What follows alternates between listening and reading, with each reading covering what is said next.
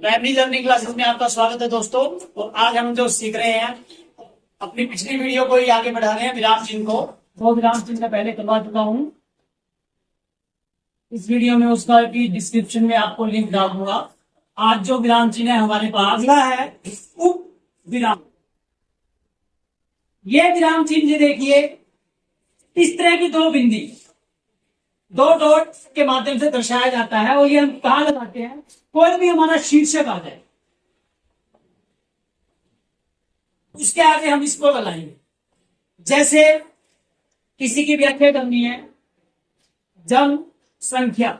जनसंख्या एक टॉपिक दे दिया गया है, पेपर में आ गया है किसी के, तो जनसंख्या पे टॉपिक, जनसंख्या टॉपिक बनाओ, शीर्षक बनाओ, उसके आगे दो बिंदी लगाओ और फिर उसकी व्याख्या करो। जनसंख्या की क्या क्या।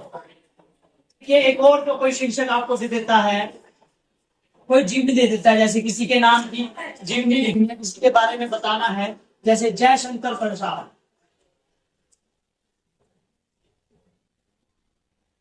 और यहाँ पर दो बिंदी लगा दी है, इसलिए हमारा शीर्षक है जयशंकर प्रसाद एक जीवनी। यानी जीवनी लिखनी है, उसके ऊपर आधारित हम कुछ नहीं सकते। यानी कि जहां पर शीर्षक आ जाए वहां पर ये दो डॉट उप विराम के रूप में, वैसे तो निर्देशक चिन्ह के जैसे ही है, उप विराम के रूप में प्रयोग में लाए जाते हैं। अब उप विराम के बाद अगला दिखाता हूं आपको।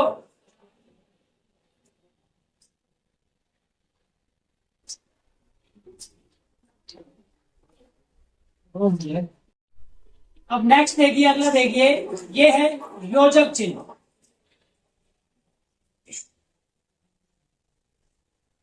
योजक चिन्ह जो है, एक कल बताया था आपको, छोटी सी डंडा, हल्का सा एक इस तरह से इशारा दिया जाता है, रेखा, छोटी सी लाइन लगाई जाती है, छोटी सी, इसे योजक चिन्ह कहते हैं। और योजक चिन्ह का प्रयोग कहां पे होता है? योजक चिन्ह हम तो जब किसी विलोम भाषा का प्रयोग करते हैं, विलोम एक दूसरे का रहते, रात दिन, यहां पे हमने योजक चिन्ह लगाया, अच्छा बुरा, इस तरह से रात दिन अच्छा बुरा, ये हम, और जब हम एक दूसरे के विपरीत को कुछ बता रहे हैं तो योजक चिन्ह किसी चीज को जोड़ने के लिए, जैसे दो शब्द एक जैसे हैं, अभी अभी, अभी अभी कोई यहां आया था,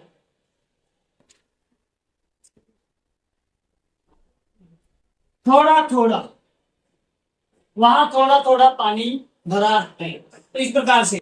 और जब हम किसी व्यक्तियों के बारे में बताते हैं तो आपस में जब दो व्यक्तियों को जोड़ना होता है उसमें भी हम लगा सकते हैं। जैसे कई बार तो हम लिख देते हैं राम और रावण, लेकिन इस और को हटा दें तो हम क्या कर सकते हैं? यहां पर राम रावण संवाद, ये कर सकते हैं। राम रावण कथा, ये कर सकते हैं। और को जहां पे हम हटाना है दो व्यक्तियों के बीच में, तब हम इस प्रकार से योजक चिन्ह का जो है प्रयोग कर सकते हैं। योजक चिन्ह जो आपको बताया, एक छोटा सा डंडा है, बिल्कुल छोटा, जो आपको दो शब्दों के बीच में लगाना होता है। तो उम्मीद करता हूँ योजक चिन्ह आ गया होगा। और अगले विराम चिन्ह के ऊपर चलते हैं। नाम से ही जाहिर है सबसे ज्यादा प्रयोग में आ जाता है ये भी, कि इसमें कोई ना कोई प्रश्न पूछा होगा। और प्रश्नवाचक चिन्ह किस प्रकार से लगाते हैं? आधा सीन से डंडा और उसके नीचे बिंदु, इस प्रकार से हम प्रश्नवाचक चिन्ह का प्रयोग करते हैं। ये प्रश्नवाचक चिन्ह है। और कहां पे लगाते हैं? जब हम कभी कोई प्रश्न पूछते हैं, जैसे कौन आया है, पीछे प्रश्नवाचक चिन्ह, इसका जवाब देना होगा, जिसका जवाब आता है प्रश्नवाचक चिन्ह के बीच में लगाते हैं। कौन आया है के बाद प्रश्न चिन्ह, आप कैसे हैं, यहां पे प्रश्नवाचक चिन्ह है, प्रश्नवाचक चिन्ह। तुम्हारा क्या नाम है, आप कहां जा रहे हैं।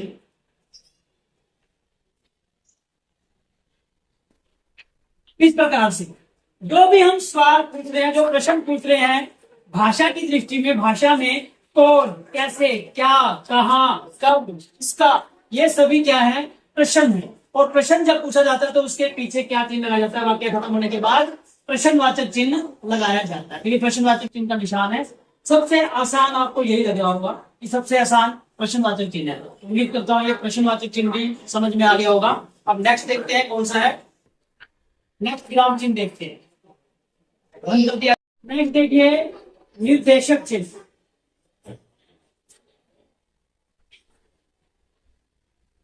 निर्देशक चिन्ह जो है योजक चिन्ह के ही जैसा होता है। योजक में छोटा लगता है, निर्देशक में थोड़ा सा बड़ा लगता है। ये लाइन थोड़ी सी बड़ी लगती है। निर्देशक चिन्ह का दूसरा नाम रेखा भी है, कि हमने एक रेखा खींचनी है। और इसका प्रयोग कहाँ पर होता है?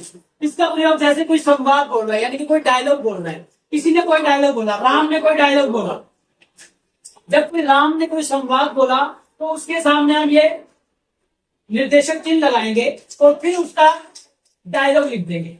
श्याम ने कोई डायलॉग बोला, यानी कि कोई संवाद बोला, उसके बाद जो भी उन्होंने संवाद बोला उसका हमने यहाँ पर लिख देना है। और यहाँ पर क्या है? निर्देशक चिन्ह लगा देना है। ये क्या निर्देश करना है, उस तरफ निर्देश करना है।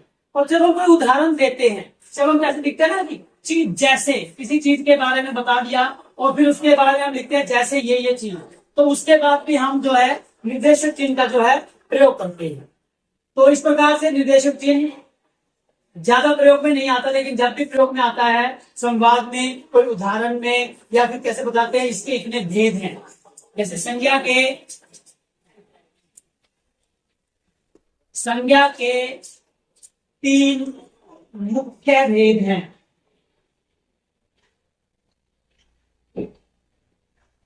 जो इस प्रकार ये लिखते हैं हम ना, जो इस प्रकार है।